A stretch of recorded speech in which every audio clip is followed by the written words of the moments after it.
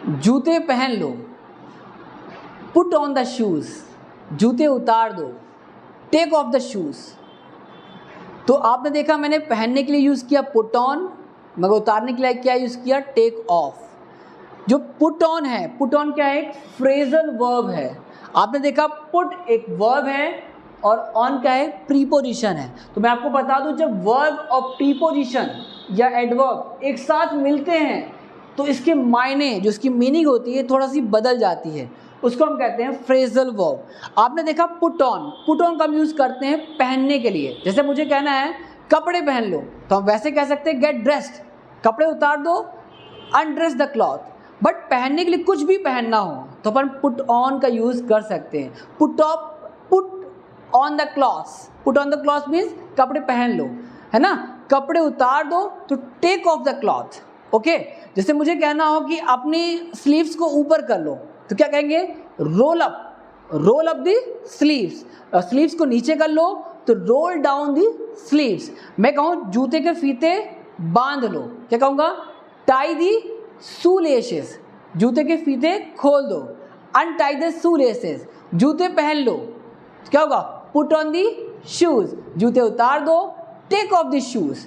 मैं कहता हूँ जैकेट की चेन ऊपर कर लो, तो जिप अप दी जैकेट की चेन को नीचे कर दो, unzip up the jacket, zip up unzip up. That means कि फ्रेज है, इसको आपको समझना पड़ेगा। ओके, जैसे मैं कहूँ लाइक शर्ट अंदर कर लो, तो मैं क्या कहूँगा, टक इन द शर्ट, टक इन दी शर्ट। ऐसे बहुत सारे फ्रेजेस हैं जो मैंने यहाँ पर कुछ लिख रखे हैं। देखिए फर्स्ट लिखा है मैंने कॉल ऑफ।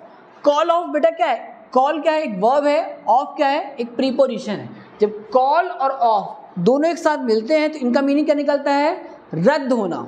जैसे मैं बोलूँ आज का मैच कैंसिल हो गया, तो हम क्या बोल सकते हैं, the match has been called off due to bad weather, मतलब बैड वेदर की वजह से आज का मैच कैंसिल हो गया।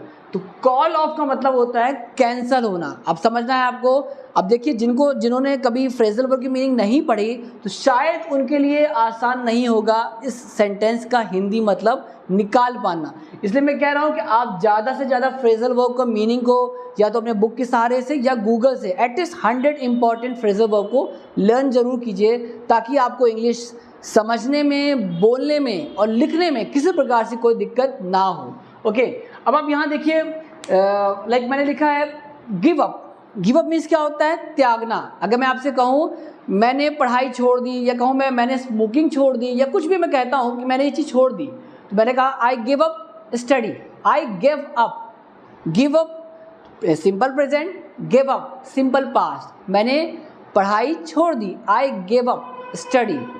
जैसे मैं नेक्स्ट लिखा हुआ है ब्रिंग अप। क्या लिखा हुआ है, ब्रिंग अप। ब्रिंग अप मतलब क्या होता है, पालना, है ना। जैसे मैं बोलूँ मुझे मेरे दादाजी ने पाला है, माई grandfather has brought up me since childhood. Brought up, bring का क्या हो गया, third form brought up. Okay, next है लुक आफ्टर। लुक आफ्टर, देखिए लुक क्या है, एक वर्ब है, आफ्टर क्या है, एक प्रीपोजिशन है। तो लुक आफ्टर, ओके, तो लुक आफ्टर मीन्स होता है देखभाल करना। ओके, देखभाल करना। जैसे मैं कहूँ आप घर को देखिएगा, घर को संभालिएगा, मैं कुछ दिनों बाद लौटूंगा, है, look after the home, I will be come back after few days. Okay, like जैसे मैंने यहाँ लिखा रोल अप, मैंने आपको बता ही चुका हूँ, रोल अप द स्लीव्स, है ना, रोल डाउन द स्लीव्स।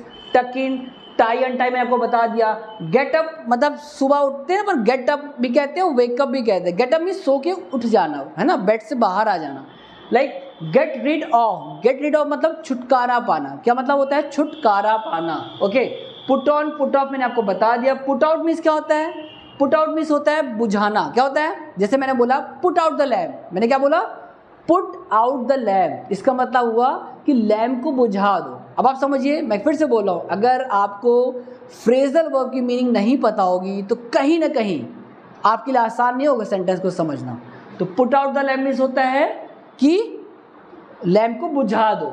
जैसे मैंने आपको बताया, मैंने सारी चीज़ आपको बता दी। लाइक कॉल इन मीनिंग कुछ और, call up, call for, call out. तो बेहतर है कि आप फ्रेजल वर्ब को समझें ताकि आपकी इंग्लिश जो कंप्रीहेंशन है, समझने की जो शक्ति होगी, बहुत आसान हो जाएगी और इंग्लिश आपके लिए एकदम आसान हो जाएगा। लिखना, पढ़ना, समझना, बोलना, सब कुछ बहुत ही ज़्यादा आप एंजॉय करोगे।